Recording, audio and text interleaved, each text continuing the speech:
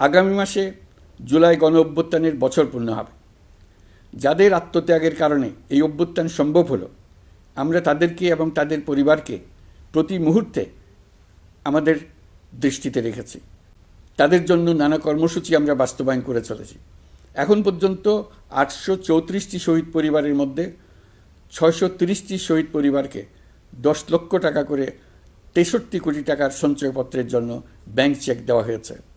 অবশিষ্ট যারা আছেন তাদের ওয়ারিশ নির্ধারণ সংক্রান্ত বিষয়গুলি নিষ্পত্তি সাপেক্ষে সঞ্চয়পত্র দেওয়া হবে। এর পাশাপাশি গণ অভ্যুত্থানে আহত প্রায় 12,500 জনকে 106 কোটি টাকা দেওয়া হয়েছে। গণ অভ্যুত্থানে আহতদের মধ্যে সরকারি বেসরকারি বিভিন্ন হাসপাতালে এই পর্যন্ত 15,393 জন চিকিৎসা গ্রহণ করেছেন। স্বাস্থ্যসেবা বিভাগের মাধ্যমে 40 জন আর মুক্তিযুদ্ধ বিষয়ক মন্ত্রণালয়ের মাধ্যমে 11 জনকে উন্নত চিকিৎসার জন্য সিঙ্গাপুর, থাইল্যান্ড ও রাশিয়া পাঠানো হয়েছে। তাদের চিকিৎসা বাবদ এই পর্যন্ত সরকার 61 কোটি টাকা ব্যয় করেছে এবং এই ব্যয় অব্যাহত আছে। আরও 28 জন জুলাই যোদ্ধাকে উন্নত চিকিৎসার জন্য সিঙ্গাপুর, থাইল্যান্ড ও তুরস্কে পাঠানোর প্রক্রিয়া চলছে।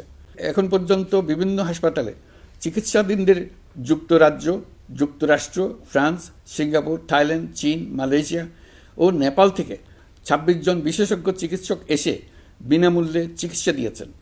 এই চিকিৎসকবৃন্দ শুধু যাতায়াত খরচ গ্রহণ করেছেন, এর বেশি কিছু তারা গ্রহণ করতে চান নাই। আমরা তাদের প্রতি কৃতজ্ঞ। এই পর্যন্ত শহীদ পরিবারগুলোকে সঞ্চয়পত্র প্রদান, আহত ব্যক্তিদের চিকিৎসা ও চেক প্রদান বাবদ সরকার মোট 285 কোটি টাকা ব্যয় করেছে।